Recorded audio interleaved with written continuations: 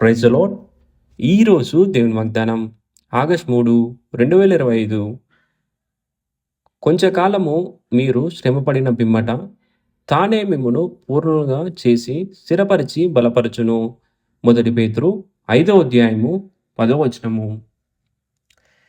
ఈ వాగ్దానం ద్వారా దేవుడు మనతో ఇలాగ మాట్లాడుచున్నాడు.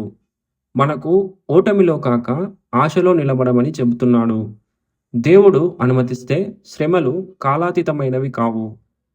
కొంతకాలం శ్రమపడిన తర్వాత దేవుడు మిమ్మును స్థిరపరుచాడు.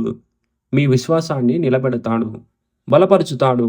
మీ మనస్సు ఆత్మను బలంగా చేస్తాడు, స్థాపించుతాడు. మిమ్మల్ని మీరు జీవితంలో ఉద్దేశంతో బలమైన స్థితిలో నిలబడేలా చేస్తాడు.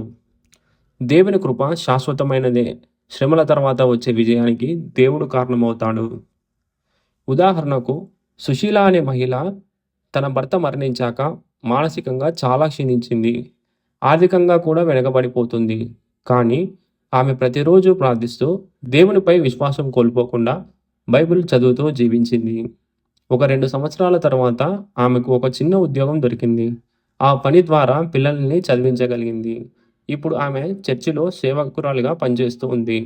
ఇతరులకు సహాయపడుతుంది. దేవుడు ఆమెను శ్రమలో నుండి తీసుకొని స్థిరంగా నిలబెట్టాడు. అదేవిధంగా దేవుడు మిమ్మల్ని కూడా స్థిరపరిచి బలపరుచుతాడు. ఆమేన్. ప్రార్థించుకుందాం. మా ప్రియమైన పరలోకపు తండ్రి, నీ ఘనమైన నామమునకు వేలాది వందనాలు, స్తుతులు, స్తోత్రం ప్రవ్వా. నా జీవితంలో నాకు ఎదురైన శ్రమలన్నింటినీ నీవు గమనిస్తున్నావని నేను నమ్ముతున్నాను ప్రవ్వా. కొంతకాలం శ్రమపడిన తర్వాత నీవు నన్ను స్థిరపరచాలని నీ వాగ్దానం నాలో ఆశను నింపుతుంది ప్రవ్వా.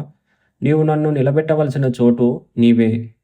నా బలహీనతలను బలంగా మార్చం ప్రవ్వా. నా విశ్వాసం తొలగిపోకుండా ఉండేలాగా నన్ను విశ్వాసంతో నీ బలంతో నింపం ప్రవ్వా. నా జీవితంలో అనేక సమస్యల నుండి మమ్మల్ని కాచి కాపాడం ప్రవ్వా.